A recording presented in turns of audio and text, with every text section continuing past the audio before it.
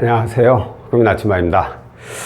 뉴스를 보면 보이스피싱에 관련된 뉴스가 자주 나오죠. 뭐 현금 전달하다가 어떤 기사분한테, 택시기사분한테 의해서 신고를 해가지고 뭐 잡는 경우도 있고, 어떤 시민의 도움으로 잡는 경우도 있고, 이런 보이스피싱 관련된 뉴스가 많이 나오다 보니까 저한테 문의 주신 분들도 간혹, 제가 상담사님하고 통화하기 이전에 다른 분하고 먼저 통화를 했는데 거기서 가능하다고 하는데 그 사람 믿어도 될까요? 라고 이렇게 물어보시는 분들이 계세요.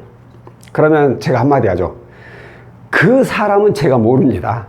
그러니까 그 사람을 믿어도 되나요? 말아야 되나요? 이건 질문이 안 되고, 제가 그 사람이 누군지 모르니까, 다만 진행하는 과정이라든가 어떤 조회를 통해서 그 사람이 정상적인 정식으로 등록된 대출 상담사인지, 아니면 이런 과정으로 대출 진행이 되는 게 맞는지 틀린지, 이런 부분에 대해서는 제가 설명을 드리죠.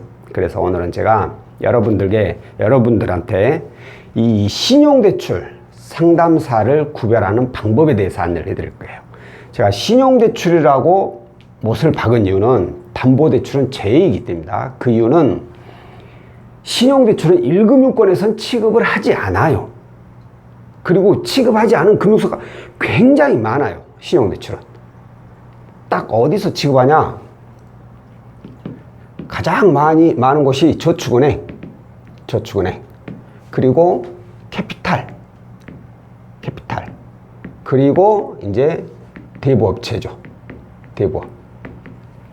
이곳에서만 대출 상담사를 따로 취급을 하지, 그 외에 모든 금융사는 대출 상담사, 이 신용대출이에요. 이거 절대 헷갈리면 안 돼요. 담보대출 아니에요. 담보대출은 1금융권에서도 취급하고 있어요. 그러니까 그 외에 다른 금융사 명을 대면서 은행입니다, 뭐 보험사입니다, 카드사입니다 이러면서 신용대출 전화가 왔다.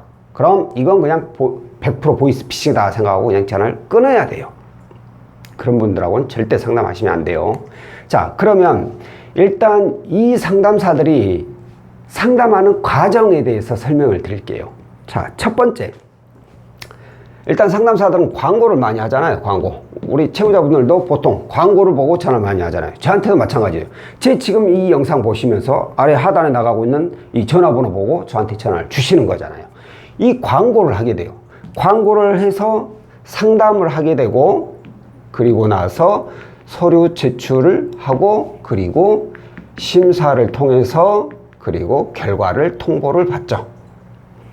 가능하면 입금이 되고 불가능하면 부결이 나겠죠. 이 상태대로 이대로 쭈루루루룩 진행이 되는 게 일반적인 진행 과정입니다. 이게 대출 상담사들이 상담하는 과정이에요. 자, 그러면 우리가 보면 이렇게 광고를 보면 어떤 상담사는 금융사명, 그러니까 어디 뭐 땡땡 저축은행 소속 대출 상담사 이런 분들도 있고, 어떤 분들은 어떤 광고는 보면 어느 저축은행 아니면 캐피탈 금융사명이 들어간 게 아니라 뭐 회사 명이 들어가 있어. 그러면서 대출 상담 그래야 되는 경우가 있어요. 자, 일반적으로 어디 금융사 소속 땡땡 누구입니다, 누구 대출 상담사입니다, 대출 상담사 누구입니다 라고 하시는 분들은 거의 대부분이 회사 소속인 경우가 많아요. 그러니까 금융사 소속인 경우가 많고, 또 하나 더가 이제 법인 소속. 이 법인 소속이 이게 뭐냐면, 이걸 보통은 이제 우리가 중개법인 또는 정확하게는 이제 위탁법인이라고 하거든요. 위탁법인. 이게 뭐냐면 금융사하고 이 법인하고 금융사하고 계약을 맺습니다. 계약을 맺어요. 그래가지고 이 금융사 상품을 이 법인 회사에서 팔 수 있게끔 그렇게 계약을 맺습니다. 그렇기 때문에 불법이 아니죠. 여기에서 상담을 하고 이렇게 똑같이 광고, 상담, 서류, 심사 결과 이렇게 나오는데, 우리가 상담을 하다 보면 많은 분들이 이런 질문을 많이 던져요.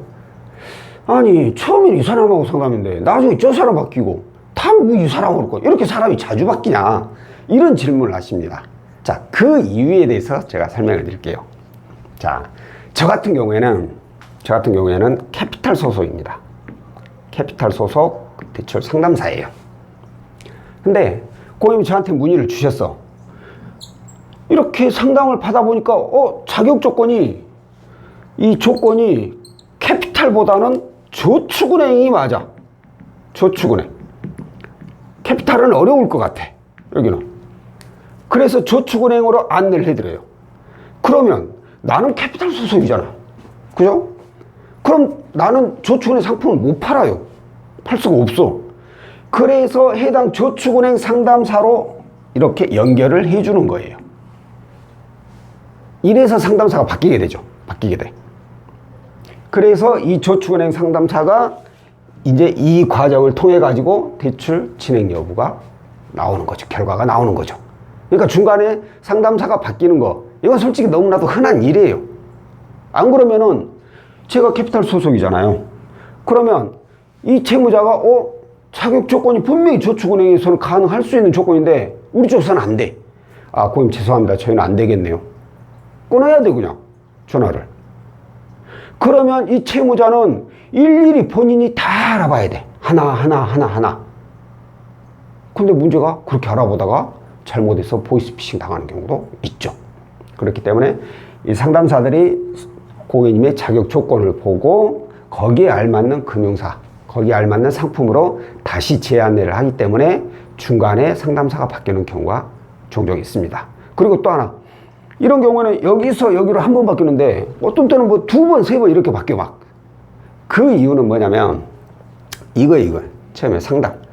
이 상담이 저희 같은 대출 상담사가 처음부터 상담을 하는 경우도 있고, 이런 법인이 있죠. 이 위탁법인. 이런 데 같은 경우에는 콜 상담원을 따로 또 둡니다. 콜 상담원. 그래서 이분들이 일단 기본적인 채무자의 자격 조건 등을 파악을 해요. 파악을 해서, 그리고 뭐 담당자라고 할까요? 여기에 담당자로 이제 이관을 합니다. 그럼 담당자가 상담을 해보고, 아, 이분은 캐피탈이 맞겠다, 아니면 저축은행이 맞겠다, 이쪽으로 또 안내를 해요. 이러면 벌써 하나, 둘, 세 번 이렇게 바뀌는 거예요. 중간에 여기가 맞겠다고 바뀌었는데 여기서 해보니까 안 돼. 그래서 그러면 이쪽, 근데 안 되니까 또 이쪽으로 한 번 더 조율을 해볼 거 아니야. 이러면 이제 네 번 바뀌고, 이렇게 자주 이렇게 바뀌는 경우가 있어요. 이런 부분을 채무자분들은 이거 돌리는 것이 이거 믿어도 돼? 보이스피싱 아니야? 이런 걱정을 하시거든요. 근데 솔직히 크게 걱정하실 일은 아니에요. 단 가장 중요한 거, 내가 보이스피싱 사기를 안 당하는 가장 중요한 방법이 뭐죠? 아니, 중요한 방법이란다. 가장 주의해야 될 점 뭐예요? 바로 돈입니다. 돈. 이게 무슨 뜻이죠? 돈만 안 주면 된다는 얘기예요. 돈만. 사기업체, 이 보이스피싱, 얘네들 주 목적이 뭐예요? 채무자의 돈을 갈치잖아요. 어떻게 속임수를 써서라도 돈을 뺏어가는 거잖아요. 그러니까 그 어떤 사유든 간에 행여라도 저희 상담사들도 마찬가지예요. 그 어떤 사유든 간에 어떠한 이유로 뭐 수수료네, 전사면에 뭐네 해가지고 돈을 요구한다. 아, 이 새끼 그럼 사기꾼. 무조건 상담을 끊어야 돼요. 절대 그런 사람하고는 상담해서는 안 됩니다. 이거 하나만 조심하면 솔직히 피해볼 일은 전혀 없진 않겠죠. 왜냐하면 내 정보가 팔렸기 때문에 이것저것 스팸 문자, 스팸 전화 자주 올 수는 있겠죠. 근데 이제 귀찮은 것 뿐이지 직접적인 나한테 금전적인 피해는 안 오니까 그만 조심하시면 되고, 반드시 이 돈을 건네는 일은 절대로 없으니까 이 부분만 본인이 명확히 지키신다면 제 생각에는 큰 피해 없이 상담을 받으실 수 있을 거라 생각을 하고요. 마지막으로 대출 상담사 조였는데, 이 대출 상담사 있잖아요. 얘네들을 과연 어떻게 확인을 해야지 진짜 금융사 소속인지, 이거 쉽잖아요. 인터넷 검색에 대출 상담사 조회라고 검색을 하고 나서 검색하면은 거의 첫 페이지에 딱 뜹니다. 뭐 개인, 법인 이렇게 떠요. 개인은 일반 개인 상담사 번호, 등록번호 검색하면 되고, 법인이란 것은 회사, 우리 회사 여기 어느 금융사 위탁 계약을 맺은 법인 회사입니다. 그럼 그 회사명, 그걸 검색해 보면 나오는 거예요. 어느 금융사하고 계약이 되어 있는 건지. 그러니까 이 부분만 체크한다면 이 대출 상담사명하고 휴대폰 번호만 검색을 해서 조회가 된다. 그러면 뭐 이건 솔직히 그냥 거의 믿고 진행하셔도 상관은 없습니다. 왜냐하면 이 소속되어 있는 상담사들이 고객님들한테 사기를 칠 수는 없거든요. 만에 하나 단돈 10원이라도 고객한테 갈취를 했다. 어떠한 이유로 주셔야 됩니다. 수수료 명목으로.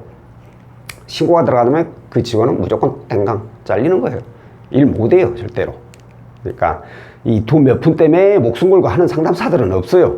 그 전에 이상한 업체들이 말도 안 되는, 자기네들이 뭐 소개해 준다면서 수수료 받아 챙기는 그런 이상한 업체들이 있지, 그 외에는 절대 없다는 거. 다시 한번 얘기하지만 신용대출 상담사는 오로지 저축은행 캐피탈, 대부분 여기 소속이에요. 대부업체는 업체명으로 하기 때문에 대출 상담사라고도 볼 수 없죠. 이 저축은행 캐피탈 소속만 있고 그 외에 금융사는 대출 상담사를 따로 두지 않는다.